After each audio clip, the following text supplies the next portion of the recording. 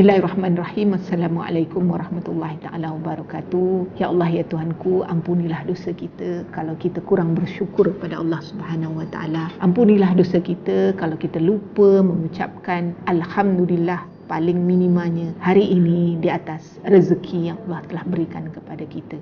Jadi berkaitan dengan tajuk hari ini ialah Allah pasti tahu apa yang terbaik buat kita. Kita jangan putus asa. Hari ini terkadang bukan hanya orang lain, tapi saya mengingatkan diri saya dan yang berada di luar sana. Manusia kadang-kadang terlupa dan marah, geram, rasa tak puas hati apabila hajat yang dipohon kepada Allah Subhanahu wa ta'ala berkali-kali tidak dimakbulkan. Dan kadang-kadang hanya melihat kepada hajat itu, sedangkan perkara yang berada di sekeliling dia itu sudah diperolehi pada kadar yang terbaik. Ada masa dan ketika Allah Subhanahu wa ta'ala sebenarnya tidak menyampaikan ataupun memakbulkan doa kita. Sesungguhnya Allah adalah Tuhan kita. Kita adalah hamba-Nya. Ada kalanya Allah rindu dengan doa-doa kita. Mungkin Allah sengaja melambatkan memberi perkenan kepada kita kerana Allah nak dengar kita minta kepada Dia. Allah rindu nak sentiasa kita berkata-kata dengan Dia. Sebaik-baiknya kita sebagai hamba, kita faham, kita tahu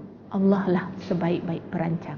Sesekali jangan menyalahkan takdir, tetapi perlu diingat bahawa takdir Allah Subhanahu wa ta'ala bukan hanya kita terima bulat-bulat. Kita nak jadi orang yang berharta, kita kena berusaha. Kita kena berusaha pada tahap semaksima yang kita mampu. Yang keduanya, bila mana kita dah berusaha, kita kena berdoa. Dah sampai waktu berdoa pada Allah, meletakkan apa yang kita usaha itu kepada Allah dengan sepenuh hati kita, kemudian kita bertawakal. Anak-anak kita menghadiri peperiksaan juga begitu. Jangan hanya serah pada takdir, dah tak lulus, takdirlah tu. Tapi tak berusaha peringkat awal, tak berdoa dan hanya terakhirnya bertawakal sahaja. Itu konsep yang salah. Mungkin ada masa dan ketika di antara anak-anak kita telah pun selesai melaksanakan tugasannya ataupun pengajiannya di luar sana. Dia cuba mencari pekerjaan demi pekerjaan yang diingini dengan ijazah yang diperolehinya, tapi tidak diperolehinya. Dan akhirnya dia mendapat pekerjaan yang tidak setanding sebagaimana yang dia memperolehi. Berkata orang ini kelebihan dari segi ilmunya itu tadi. Namun sesungguhnya Allah lebih tahu.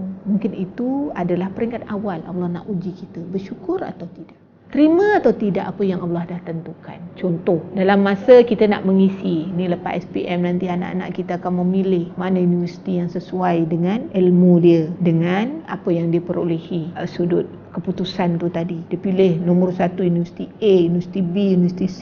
Tiba-tiba dapat pula universiti yang tak tersenarai. Itu juga ketentuan Allah Subhanahu wa ta'ala. Ada dan masa ketika kita mengharapkan Allah memberikan bantuan ketika waktu kita belajar dan Allah berikan bantuan itu segera. Dan kadang-kadang yang paling kata orang sifat yang tak bersyukur manusia, bila dia dapat rezeki yang dia minta, dia tak ingat untuk bersyukur. Sesungguhnya Allah Maha Pengasih lagi Maha Penyayang. Dia yang menciptakan kita, Dia memberi kudrat kepada kita untuk sentiasa boleh berusaha ke arah yang lebih baik, yang lebih baik. Dan bila diiringi dengan doa, ada sifat tawaduk kita, sifat kita berserah pada Allah Subhanahu wa ta'ala untuk menyampaikan hajat dan kemauan kita, kemudian diikuti sekali lagi dengan takwa dan seterusnya dengan tawakal.